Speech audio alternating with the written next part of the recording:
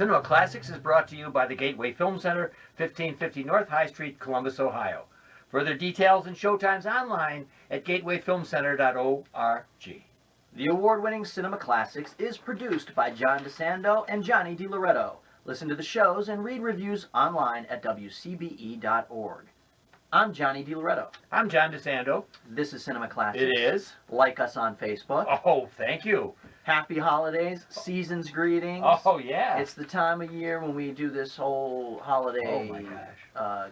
Film discussion. Gateway is on top of Yeah, this we've film. got a great program of holiday classics and fun retro classics with a holiday theme like Die Hard and Gremlins and Home Alone and all that stuff. So, yeah, let's talk about, we've talked about individual films. Obviously, we've talked about It's a Wonderful Life 100 times on this program. Let's talk about what makes a great holiday movie. And let me jump back for a second. Every few years, you can feel it. You can feel a new holiday song enter into the canon of great Christmas music. What's that one with Miley Cyrus? I Good don't know. God, yeah, oh yeah. No, that has not all I entered. want for Christmas, all I want is you. Oh, that's yes, right. You're right. That is. So that's what you're talking about. Yeah, I'm talking about. Or that is one. it Mariah Carey? It's Mariah Carey. Yeah, Mariah Carey. And I got to tell you, I love that song. I think that is one of the great Christmas songs, holiday songs, whatever you want to call it.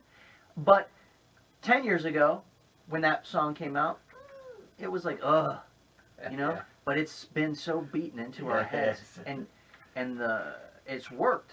It has entered the canon. I think a recent film that has entered the canon, where people will revisit it year and year again, is Elf.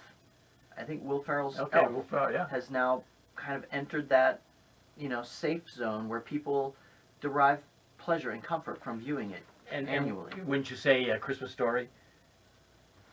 Yeah, that was one that, when it came out, had a slow build,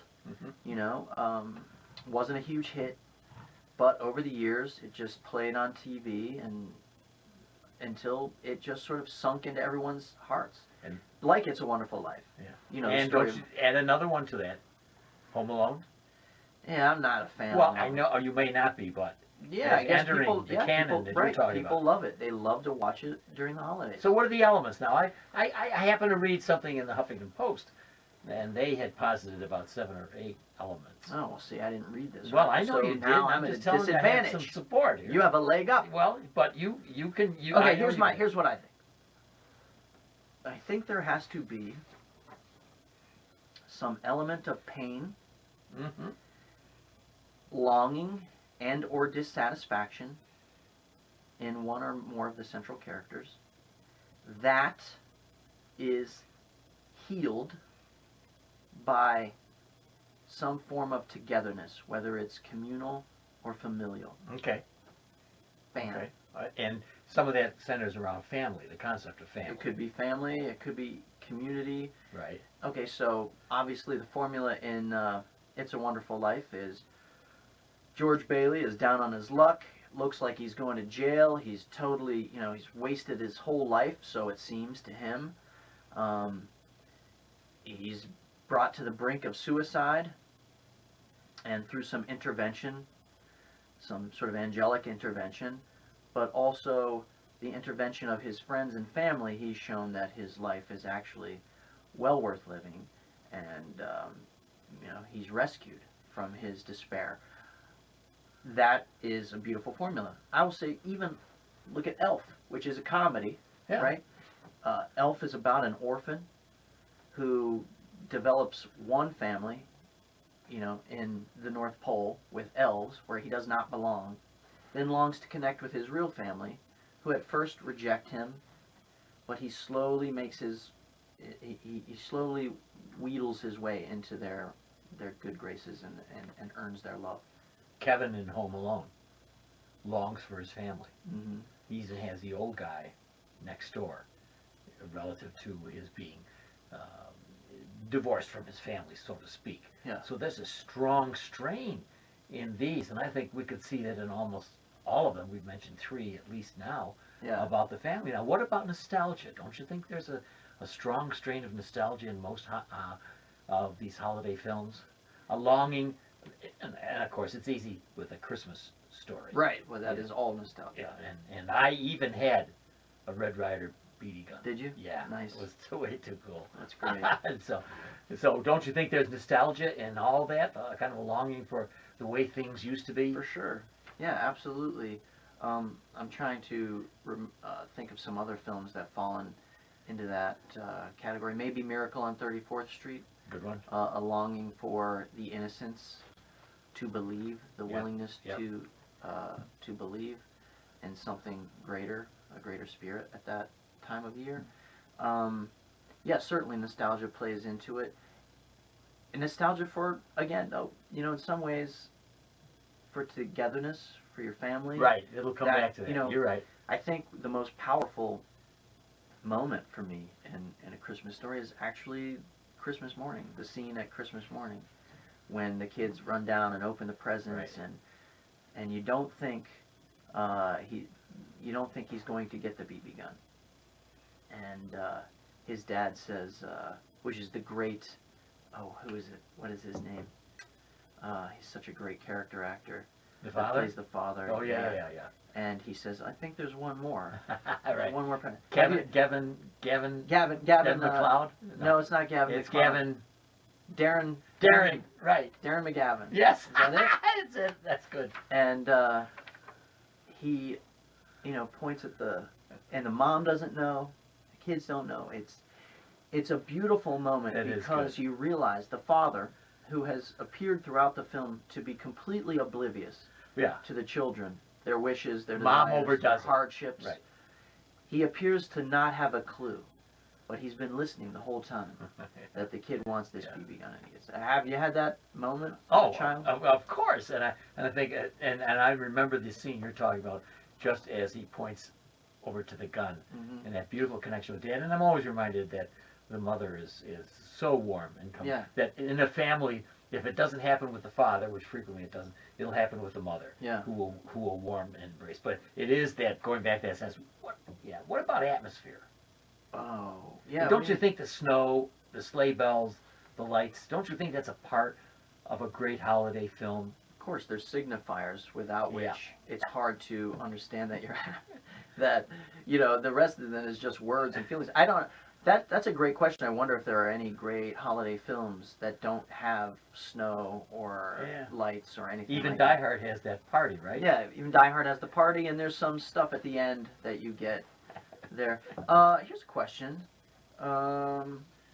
What about, here's another movie that has entered the canon, which at the time of its release, I don't think people thought much of it. It came and went. It wasn't a flop, but National Lampoon's Christmas Vacation. Yeah. Obviously, a sort of, kind of obnoxious Well, it's comedy. goofy, yeah. Yeah, silly. By comparison.